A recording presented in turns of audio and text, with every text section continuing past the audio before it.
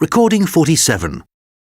You will hear a conversation between an assistant at a health club and a man who wants to join the club. First, you have some time to look at questions 1 to 5.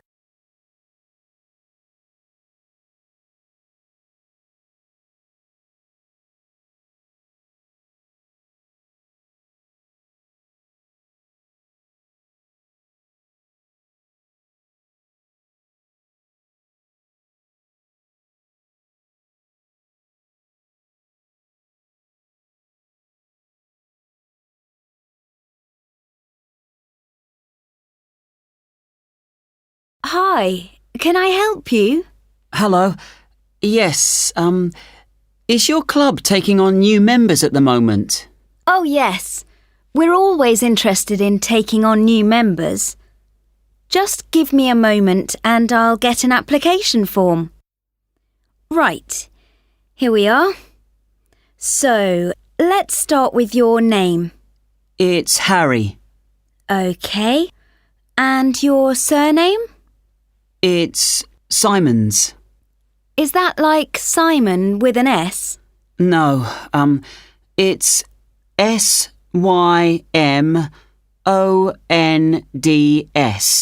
Most people find it rather difficult to spell. I see. It has a silent D. I guess a lot of people miss that. Now, let me see. Can you tell me when you were born? Yes, certainly. The 11th of December. Thanks. And the year? 1996. OK, good. Now, are you thinking of becoming a full-time member? Probably not. What kind of memberships do you have? Well, we also have off-peak membership, which is between 9 and 12 in the morning and 2 and 5 in the afternoon. And then we do have a weekend membership. So a weekend membership is just Saturday and Sunday? Yes, that's right. OK. Well, that's not going to work for me. It looks like I'll have to be full-time. I'm afraid off-peak membership won't do, as I'm not free at those times, and I don't just want to be restricted to weekends. OK, I'll make a note of that. Right, we have several facilities at the club, including a gym, a swimming pool, tennis and squash courts. What activities are you planning on doing? Well, do you have badminton? Yes, we do. And table tennis? I'm afraid not. Well, not at the moment, anyway. Oh, OK. Well, I'm also very keen on swimming, so I'm glad you have a pool. I'll certainly be doing a lot of that. OK, I've got that. Will you be using the gym? No, I'm not interested in that. OK. So just let me work out what the cost will be. Yes, that comes to £450 for the year. You can choose to pay annually for the full year or monthly. It's up to you. Oh, I'd prefer to pay regularly in small amounts, rather than have a large amount to pay in one go, if that's OK. Sure, that's fine. Right, I've got the most important details for now. Before you hear the rest of the conversation, you will have some time to look at the questions 6 to 10.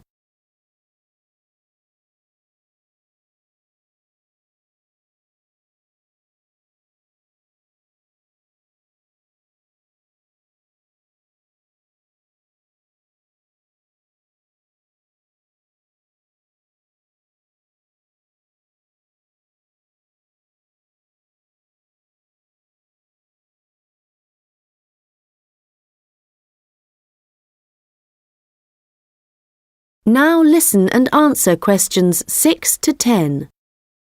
So, I'd just like to ask you a few questions about your lifestyle, if that's OK with you.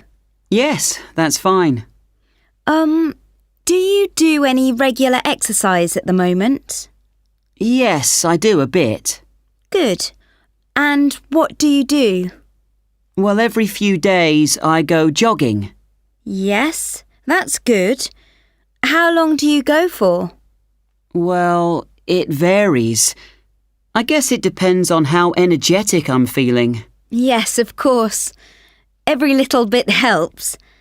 Do you have any injuries at the moment? Well, I did break a bone in my foot playing football a long time ago, but that's all healed up now. But in the last few days, I've realised I have a bad ankle. I think I must have injured it last week, and it's a bit sore now. But apart from that, I'm fine. Right. I guess you might need to rest it for a few days to let it recover. Yes, I will. So, let me just ask you what you want to achieve by joining the club. Do you have any targets or goals? Well, I suppose my main aim is to build up my fitness level. Is that the kind of thing you mean?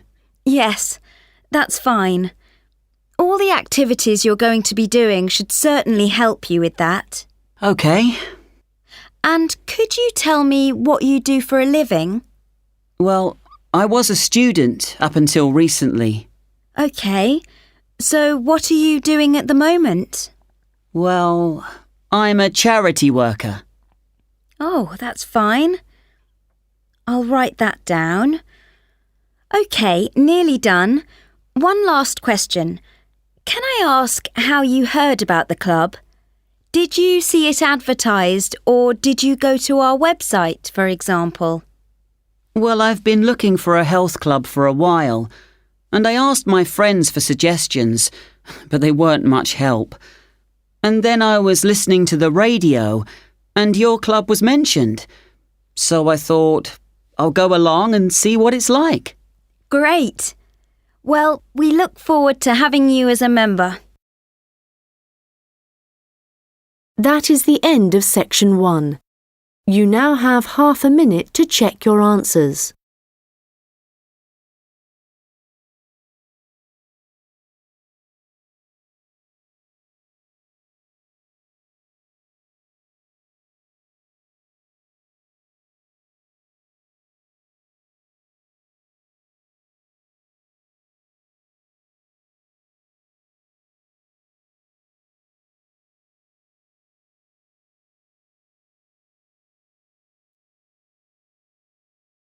Now turn to section 2. Recording 48. You will hear a hotel manager talking to her staff about the arrangements for an event to be held at the weekend. First, you have some time to look at questions 11 to 15.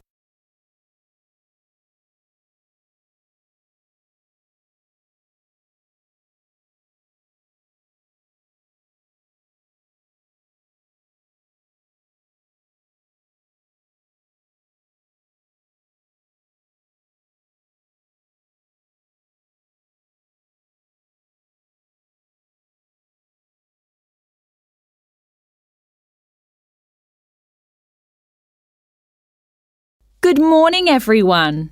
I hope you're all feeling okay after the activities of the last week or so. I know you've all been working very hard recently, and we've been exceptionally busy, especially with the wedding last weekend and the trade fair straight after that.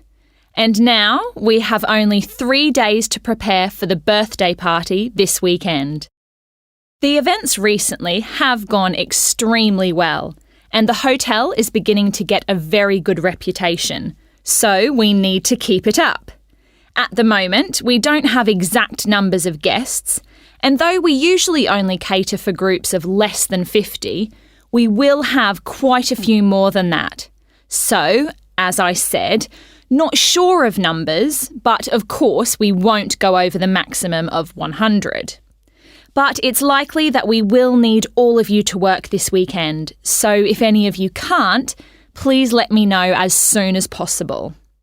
Right, so what time will the event start?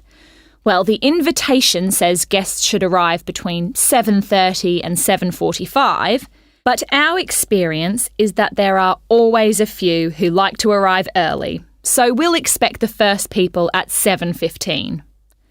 As the numbers are quite large, this will certainly be the case. Food will be served at around 8:30, and then, depending on how long the meal takes, the entertainment will start about 2 hours later. Now, for this, we were expecting a live band for the occasion, which is always fun. But apparently this has been cancelled due to illness. So, the hosts know someone who is a comedian who will be replacing the band. We had hoped that the resident magician who worked here through the summer would be able to help out, but they weren't keen on that idea. Before you hear the rest of the conversation, you will have some time to look at the questions 16 to 20.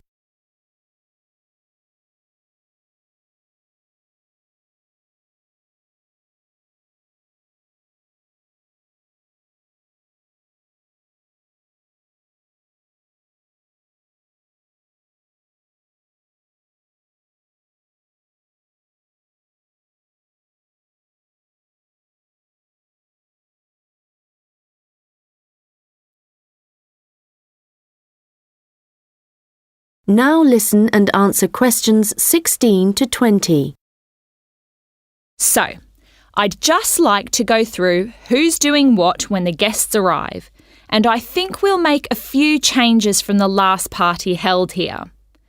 If I remember correctly, it was Olav who coordinated the task of providing the guests with drinks.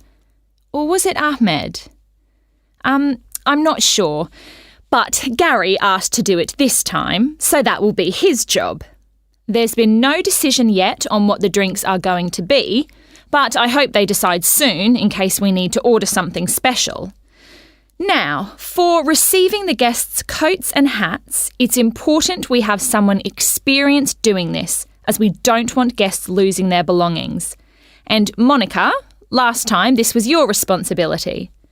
Susan, I know you wanted to do this, but as the numbers are quite high for this event, I won't make a change here. Right. Now, last time there was some confusion as to where guests were supposed to go once they had deposited their things, and we had guests roaming around the whole hotel. So, Ahmed and Olav, I believe you discussed the problems with Susan and thought she would be good at guiding guests after they had arrived. And I'm fine with that. Right, and now for some general instructions.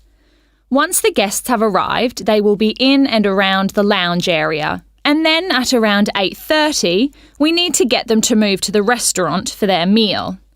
This often proves difficult and can take a long time, so I will ring a bell so that everyone knows it's time to eat.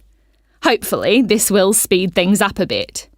Also, for this event, there'll be a seating plan, so the guests won't be able to decide for themselves where to sit. They'll have to sit according to the plan. There will be a plan on each table, and I've been thinking about where to put the master plan so everyone can view it before they enter the restaurant. As they'll be spending quite a while in the lounge, I've decided to also put a plan there. This should speed up the start of the meal. Once the meal starts, you'll all be very busy waiting on the tables, and I'm sure I don't need to tell you to be good-humoured and polite to all the guests. The organiser of the event will be saying a few words, and so will two of his colleagues. So, when the speeches start, all activity must stop in the restaurant, so that the three people giving them can be heard. This shouldn't take long, and it should be towards the end of the meal. After that, the guests will move back to the lounge for the entertainment. So, I think that's it. Any questions? Come and see me later. That is the end of section 2. You now have half a minute to check your answers.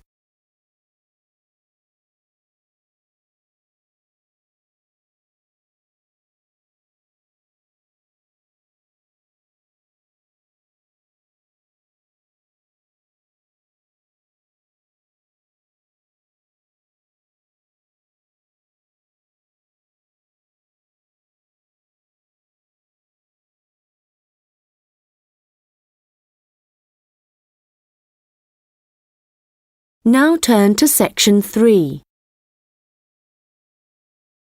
Recording 49.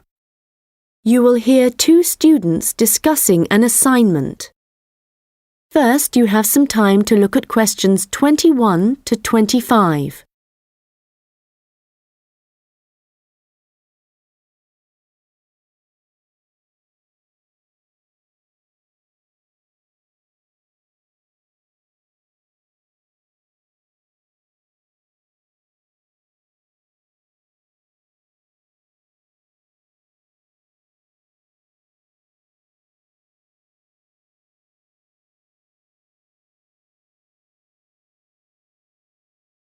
Hi Melanie, what did you think of the assignment that we got today? It looks interesting, doesn't it? Yes, Ellen.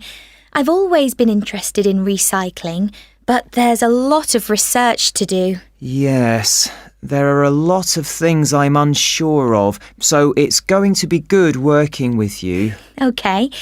Well, why don't we start by making a flowchart from the notes our tutor gave us? Yes, so on one side we could have the paper production cycle, here on the left, and on the other side the recycling. Good idea. Let's start at the top with the production. The first step in the process is to get the raw materials. Yes, and they tend to come from pine forests. OK. And then the bark is removed from the outside of the tree, and after that, the wood is chopped up. That's the first 3 stages. It sounds a bit complicated after that. It says water is added, and then the mixture is heated and made into pulp. This will be the thick paste that is used to make paper. Yes, you're right, because after that they use a machine to make the paper, and we can put that right in the centre of the flowchart, because it's also where the recycled paper joins the process. Yes. So, once the paper has been produced in the machine, what happens then? Well, I think we should write print as the next step, because this is when newspapers, magazines, etc. are produced. And we could also add that they have to be distributed to stores and people's homes. Right. Then the recycling bit starts. The old paper's collected, and then it says it's taken somewhere so that someone or something can sort it. I imagine there are different kinds of paper, or things like paper clips that need to be removed. Yes. Let's have a step after that. Now, how did our tutor say they do this? Oh yes, it involves chemicals. So, how is your chemistry? Well, not very good, I'm afraid. But this is how they remove ink, so this is definitely going to need a bit of research. Right. The last step in the recycling section is similar to the last step in the production process, with heating and pulping, before the cycle begins again.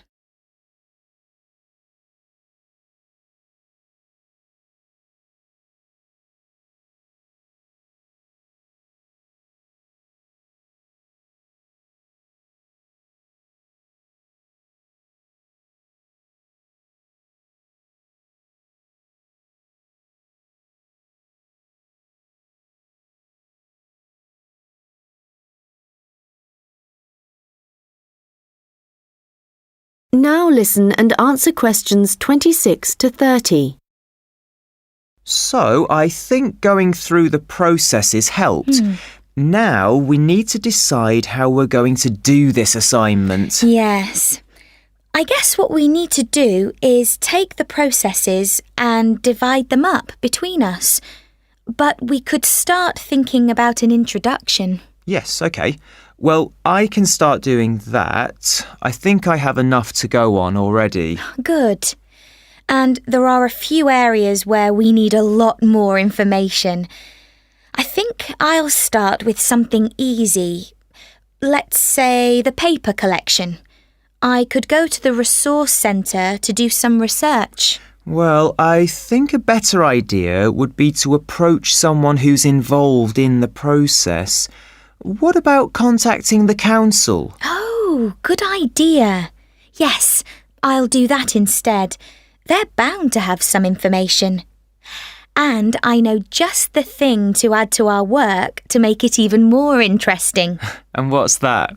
Well, in my last assignment, I added a few pictures, and the feedback I got was that this wasn't academic enough. So what might really bring it to life would be to include some data, provided we can find some. Yes, that sounds excellent. Well, we certainly have a lot to do, and not much time to do it in. You're right.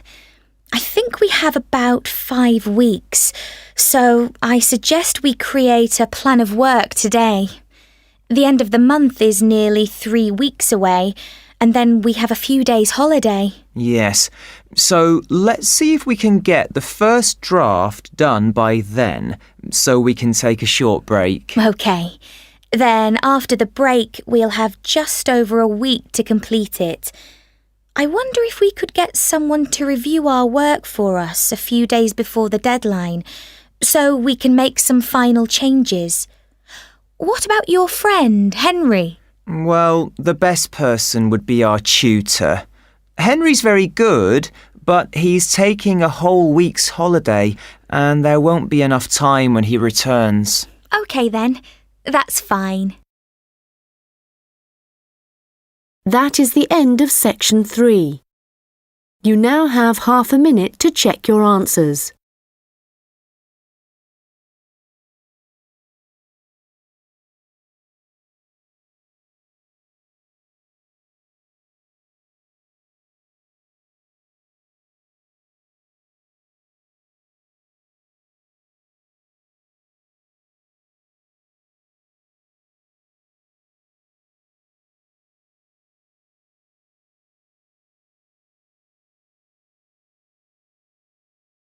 Now turn to section 4. Recording 50. You will hear a lecture about hair. First, you have some time to look at questions 31 to 40.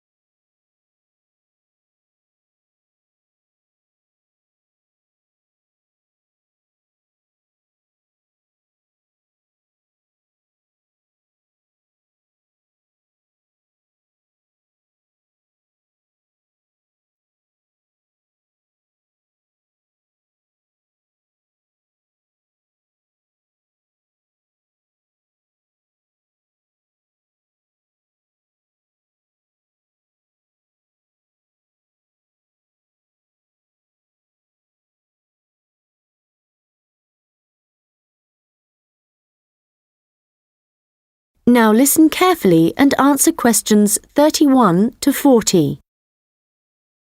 Good morning, and welcome to this lecture on hair, which is a part of the human biology course. This lecture covers a number of facts about hair, its structure, and what can affect the general health of hair. So, first of all, what is hair, and why do we have it? If we look back at our ancestors, we'll see that they had a lot more hair on their bodies than we do now. And there are, or were, 2 main reasons for having hair. One is to provide warmth. But as humans have worn clothes for many years, body hair has significantly reduced. The other is for protection. And again, this isn't as significant as it was once. But hair does still benefit areas of the body, such as the head and around the eyes. Now, hair, whatever it is for and wherever it is on the human body, is composed mainly of a protein called keratin. This, by the way, is also found in fingernails. In fact, it's keratin which makes them flexible, and without it they would be very rigid. Another interesting fact about hair is that it is very strong as iron, in fact. One single strand can support a weight of up to 100 grams. This may not sound all that much, but a full head of hair can support up to 12 tons, which is the equivalent of a couple of elephants, which is simply amazing, though I advise you not to put this to the test. Humans lose up to 100 strands of hair a day, but we do have quite a lot of hair to start with. There's some variation depending on hair color, but for an average adult, the strand count is 100,000, so losing 100 a day is not too bad. Although this is the average, people with red hair have around 80,000 strands, black or brown hair 100,000, and blondes have about 120,000. So, hair used to be important for the reasons I mentioned earlier, but nowadays I'd say the main importance of hair is the fact that it is big business. Apart from the money involved in hair cutting, shaving, trimming, etc., a fortune is spent just on hair products. In the UK alone, consumers spend over £5 billion each year on these.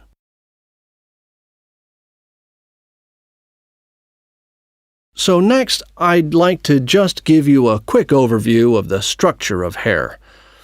As you can see, along the length of the hair, there are three main parts, called the bulb, the root, and the shaft.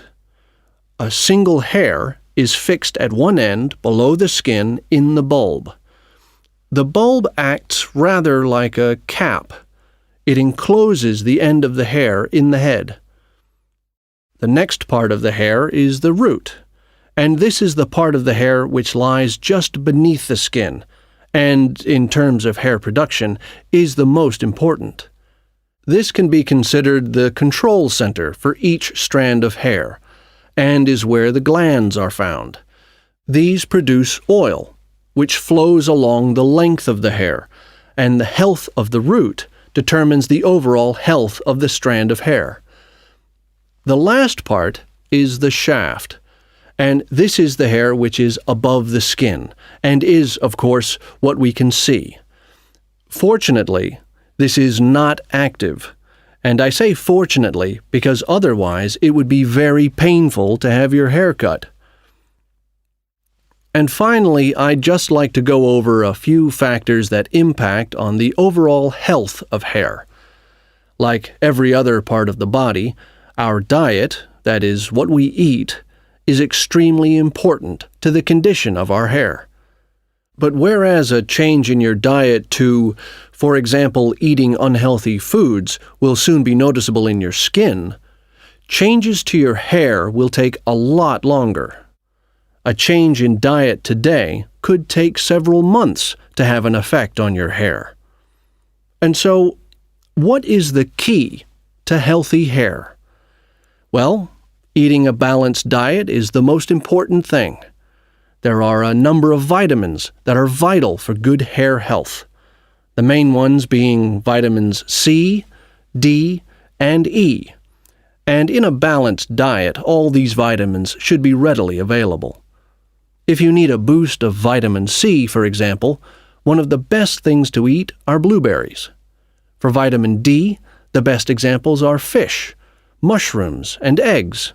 And for vitamin E, nuts and seeds. Right. So let's go on to what it